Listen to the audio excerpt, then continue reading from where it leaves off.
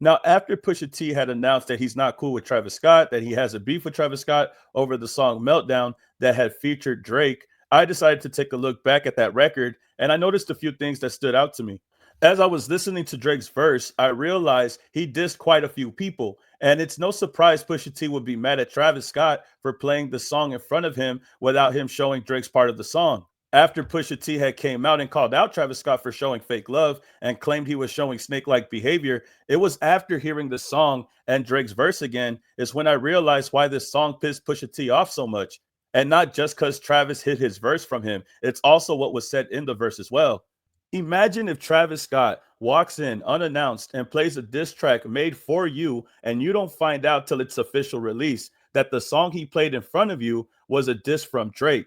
Not only that, but it's what's said in the song after going back that really caught my attention. So, the key part that I want to point out is Drake's part of the verse where he says, "Heard your new joint, it's embarrassing shit. You talk to the cops on some therapist shit. You act like you love this American shit." In these three lyrics, he's apparently dissing Kanye, Childish Gambino, and Pusha T. Now, Childish Gambino, because he made This Is America, which is originally a Drake diss. That's why he brings up the American shit.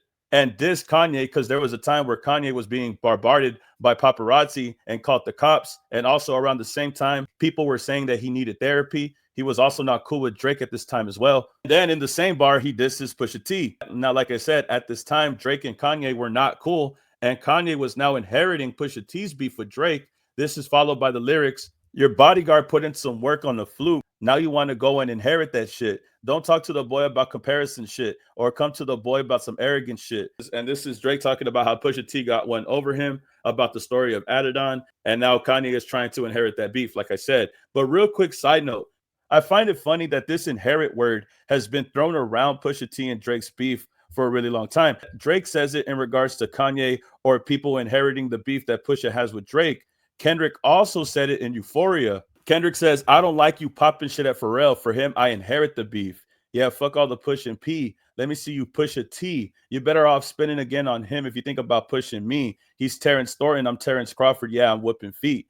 So Kendrick obviously is bringing this up because he's aware of the situation with Pharrell, Pusha T, inheriting the beef for Pusha T and Pharrell. Like Kendrick is aware that this is happening. And this was him in Euphoria pointing that out.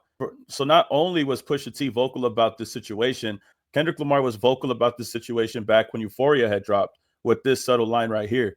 But this is the idea moving forward now. Pusha T currently has also inherited this beef that Drake has against Pharrell. So I think it's interesting how this inherit word has been used since Drake mentioned it in Meltdown. But this is where things get more intriguing because it's the last part of Drake's verse that really puts things in a different perspective. In the end of the verse, Drake says, "Man, F all that spinning the narrative shit. I melt down the chains that I bought from your boss. Give a F about that heritage shit. Since V not around, the members done hung up the Louis. They not even wearing that shit. Don't come to the boy about repairing some shit. Don't come to the boy about sparing some shit. You lucky that Vogue was suing because I would have been with the Wasses in Paris and shit." Now, the first part that I want to break down is the chains. Obviously, these chains that Drake has, he had bought them from Pharrell at an auction that Pharrell had hosted himself and sold them himself. But this whole time, Drake was bragging about having them as if he stole them or snatched them from him. But that was never the case. He literally paid Pharrell for the items he didn't care for anymore. But Drake ran with this narrative and was claiming he was going to melt the pieces down, claiming he didn't care about Pharrell or the heritage or legacy of Pharrell by doing so. Secondly, Drake brings up Virgil, which is very important because of his passing. After he had passed away, Drake had took to social media to say his condolences regarding Virgil. He had made several posts about Virgil after he had passed, and since Virgil isn't around, he chooses not to wear Louis Vuitton anymore. But not just because of that, it's also because after Virgil's passing, the next person to take his place is none other than Pharrell. Pharrell now becomes the head of men's design at Louis Vuitton. It was Virgil, and now the person to take his place is Pharrell, the person that Drake is currently beefing with. Because ever since Virgil had passed away and Pharrell had took over, he doesn't want to wear Louis Vuitton. After Virgil, it was Pharrell to take over as head of men's design at Louis Vuitton. And Drake noticed that his enemies are now in control of a key part of the fashion industry that he enjoyed being a part of. Virgil is what bridged the gap for Drake. And now that he's gone, his enemies had taken over, at least in his eyes. But it doesn't stop there because he ends the verse by saying that if it wasn't for him being sued by Vogue, he will pull up to Pharrell at his fashion show over there in Paris. Now, the funny part about him talking about Vogue is when he brings up getting sued. Because if you've seen previous videos, you would know that Drake had blamed a woman named Anna Wintour for the lawsuit he received from Vogue. He had received this lawsuit after he tried to promote this Vogue magazine cover that he had spoofed up.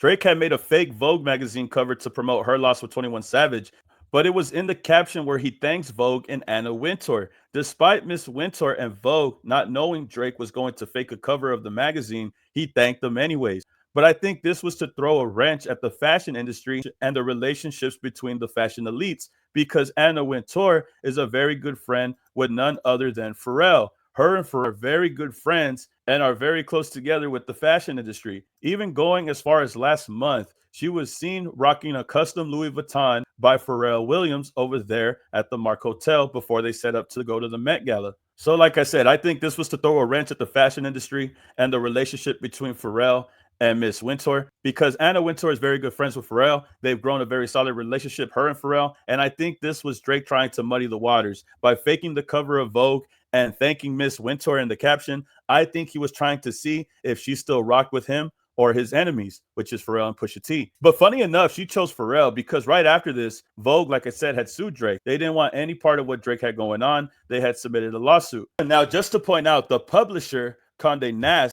they sued Drake. They're the publisher for Vogue. But he later blamed Anna Wintour for them trying to sue him because of her role in Vogue. Even to go as far and show AI images of Miss Wintour while he was on tour dissing her with 21 Savage. And even though this civil lawsuit wasn't restricting him from going to Paris to see Pharrell at his fashion show, like he said, I believe this lawsuit was to strategically occupy him and get back at Drake for messing with Vogue, Anna Wintour, and Pharrell. In a way, you could say that Vogue could have possibly took legal action against Drake to show the stance that they took against him and Pharrell, allegedly. But after all, Anna Wintour, Vogue, Pharrell, Louis Vuitton, they all go hand in hand, bro. And Anna Wintour is letting you know that she's rocking with Pharrell, and Drake knows that, and he doesn't like that. And if Drake has issues with Pharrell and was messing with Vogue by faking magazine covers, it could be possible that they all looked at Drake as a hater, and Drake could have pointed out that this lawsuit from Vogue was a sign that he looked at the fashion industry as siding with his enemies, then siding with him. And on top of that, the fashion show he claimed he wanted to pull up to in Paris is the same fashion show that Chains and Whips was first featured. Interesting enough, this song, Chains and Whips, that Drake was trying to suppress when Pusha T was with Def Jam, this is the same song that was first featured at that Louis Vuitton show that Pharrell was running. It's the same show that Drake threatens to pull up at, but it's also the same event that shared this song that he's been trying to suppress that Pusha T had exposed earlier this month. So it's very interesting how everything is coming full circle now that this album is less than a month away from coming out. But moving forward, another thing that is crazy to point out in regards to all of this is the fact that all of these individuals that Drake was hating on or had beef with all have a connection to one place, and that place is none other than the Mark Hotel. Now, the Mark Hotel, funny enough, every single person that we talked about is connected to this place in one way or another. Now, the Mark Hotel, I've talked about a lot. It's the place where the security guard was able to get Drake's lost items and send them to Kendrick for the cover art for Meet the Grams. And it's the place that hosts celebrities before they go to the Met Gala. This year, you can see Pusha T at the Mark Hotel before he stepped out to the Met Gala. This is also where we see Anna Wintour step out for the Met Gala. She was seen there at the Mark Hotel as well. This is where all the celebrities get ready before they go to the Met Gala. They all meet up at the Mark Hotel. So not only does Drake have beef with all of these individuals, they also share this connection to this location that ended up exposing Drake in the battle against Kendrick Lamar, as well as these other rumors about Drake at this hotel. People speculated that Anita Maxwin character was a parody of Anna Wintour as well, because it looks just like her. And I thought that the beef was only personal because of the Vogue situation. But if she's cool with Pharrell, then there could be more to this Drake beef in the fashion world than me and you think. And it's just funny to note that this older lady, Anna Wintour, chose a side in this beef before Travis Scott did. It makes more sense why Pusha T is so upset with him, because if this old lady can willingly choose a side, why can't Travis Scott? I guess it puts it in perspective if all of this is true, right? But the Vogue line from Meltdown really caught my attention after Pusha T had called out the song and Travis Scott. But we'll keep it alleged, bro. But I really do think that it's funny how this song have pointed out all of these individuals, and it's coming to a full circle moment now that Pusha T is openly talking about things, and we're less than a month away from this album being released. But it's fair to say that this beef goes further than rap. I think it goes into fashion, it goes into a higher status and the industry and the in and outs with all of the people in the industry from different parts of the entertainment business. But this was just crazy just to think that all of this is connected, bro. Y'all could tell me how you feel about this and get back to me, man. Like, comment, subscribe, and I'll see y'all in the next video, man. Peace. Keep it a legend.